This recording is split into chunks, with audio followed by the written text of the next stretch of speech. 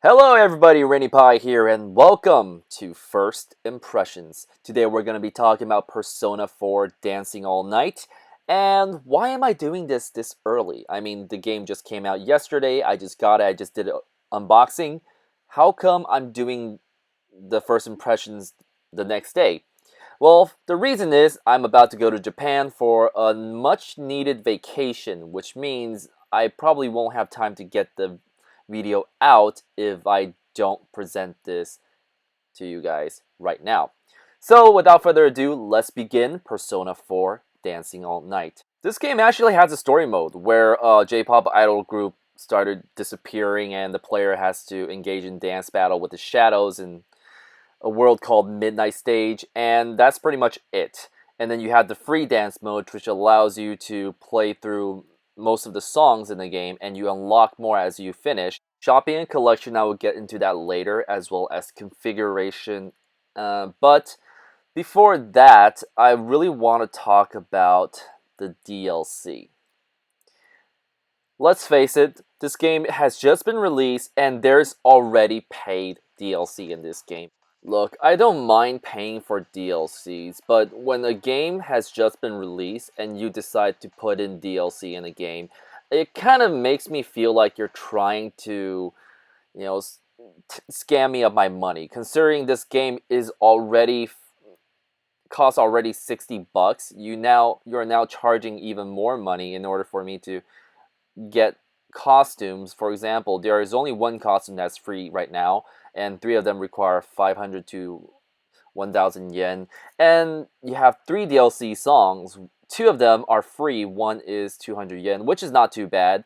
And I haven't downloaded that, but I do have the funds for it. But that's just how I thought about DLCs. But let's get into the story mode right now. The story mode is actually more like a scenario mode. Basically, you have a wide variety of scenario, and then you go into one stage which actually has the dancing. And as you can see, the ones in yellow are basic scenarios, and the ones in pink or red on your screen are basically dances.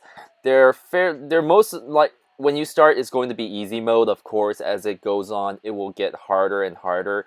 But whenever I play, I just go into free dancing mode. To be honest, free dancing mode is just way easier to get the gist of the game. Now let's go into shopping now. For shopping, you can acquire many of these items that you're seeing right here. These are sometimes buffs. These are sometimes, you know, score manipulation, which you can activate inside the gameplay. And costume-wise, you can change the costume of your characters. Santa suit, as well as, you know, it all costs money that you get as you play through the game. Which brings us to accessories, where you can buy accessories for your characters. Most of them are Den headsets, however. I think Atlas probably did some promotional deal with them. And I don't mind it all that much. They're decent headsets, to be honest. Which brings us to collection. For one, you have sound, which acts like a normal sound test because this is a music or rhythm-based game, which means you definitely need a sound player for your enjoyment. Characters, allowing you to see your characters, change up the clothes, see how accessories will look on your characters, as well as you can hear the voice of the character. Another option inside the collection is graphics, allowing you to see various CGIs that you collected throughout your gameplay in the story mode. The last three selection in the collection box is not that important, so I'm not going to go into it at all. And let's just head straight into configuration. From here, you can turn different aspects of the game down. For example, how bright the background dancing is. And trust me, I set it to 0 for a reason, as well as the note sound effect and scratch sound effect. I turned it all down because a lot of these things are extremely annoying, and it's even worse when you have the brightness of the background dancing to max because your eyes is gonna strain so much. Guess it's time for the gameplay. Welcome to Free Dance, where you can select different songs and you can unlock more songs as you finish different songs. So you have an easy mode, normal mode, and hard mode. Hard mode is pretty hard. I've actually lost many times playing hard mode, so I'm still trying to get used to the gameplay through the normal mode. You can change your clothing here. You can change accessories here as well. The second selection allows you to change partners. Yes, there is partner system. However, you need to unlock them through playing the game. In order to show you guys how the game is played, I need to go into the replay system, which is available after you finish every song. And the song I'm playing in this one is called The Maze of Life. The controls of the game is fairly straightforward. You have triangle, circle, and X on the right side. You have up, down, and left on the left side. And these are your controls alongside your analog stick. Your dual analog stick acts as the scratch. You have a variations of different type of notes. For example, the yellow is the normal notes. You have the blue, which is the scratch. The fever notes, which also acts as a variation of the scratch. You have the green notes, which is hold, as well as the pink notes. The pink notes are the bane of my existence in the game because every time I see the pink notes, I instantly get drawn to them. They're not hold notes, they are just simultaneous presses. Now, throughout the gameplay, I've learned a couple of things. For example, the scratch notes are not all that important. Sometimes you can get through it through a stage without pressing the scratch notes, but what they do is they increase the score significantly if you actually do all of them. But for beginners, for those who are just starting playing the game, don't even try doing the scratch notes because sometimes it may throw you off.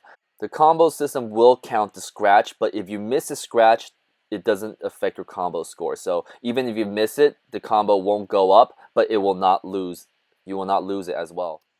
And that's pretty much the gameplay of the game. So, woo-wee, that was a doozy. Yeah, I was having a little bit of problem. I was writing a script for this one because how do you write a script for a rhythm style game? I mean, everything can be chalked up to what you see on the screen. Everything you see here is what it is. Every presses, everything, I gotta say one thing is, though, it is really lenient in its button presses. It's for those who actually played Project Diva Hatsune Miku games, you would know how precise your button presses have to be in order for it to count as a perfect. In this one, you don't have to be all that perfect at it. How do I feel about this game? Well, to be honest, it didn't try to innovate all that much. I mean, as a rhythm style game, it's pretty solid. I gotta say, it's pretty solid. I kind of wish there's a lot more different genres in terms of music. Most of the music are straight from Persona 4, so you have like three variations of one particular song that was pretty popular in Persona 4. And to be honest, it's a Persona game. I don't mind it all that much. I mean, Persona has always had the distinct style of music, and I find myself grooving to it a lot when I was playing Persona 4 Golden, and I gotta say, I can now press buttons to my heart's content as I listen to the music again. So, I gotta say, this is a niche market. Music games are generally not for everyone. Look, I am a musician, I am a singer, I used to be a drummer. I used to be in a drum line. So, I love rhythm. I love playing rhythm games. And, it helps me a lot when I was a kid, when I was in high school, when I was in band. At that time, we only had DJ Max, Dance Dance Revolution, Taiko no Tatsujin, And now we have a new addition alongside the other iteration. One of my favorite rhythm games I've ever played was actually Viva Poppin' Music 2 for the PSP, and I highly suggest anybody with a PSP to go try that one. That one is pretty much what you call a DJ Max clone, but it has a nice um, party game style gameplay, which you walk on a board and you fight enemies by beating them in rhythm game style. So here comes the epicness, the one scene I want everyone to see. The summoning of the persona.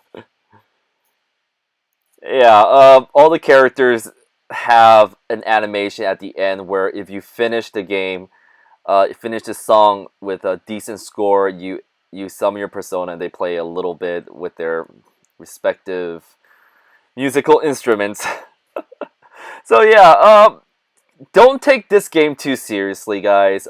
Anybody who takes these type of games too seriously is bound to get really disappointed. Well, I guess that's all. I have nothing else to add towards this video. So if you have any comments or any questions involving this game or any of my previous games, you can contact me through the comment section because I usually reply to questions. So thank you all for watching. I'll see you all a little later. Goodbye.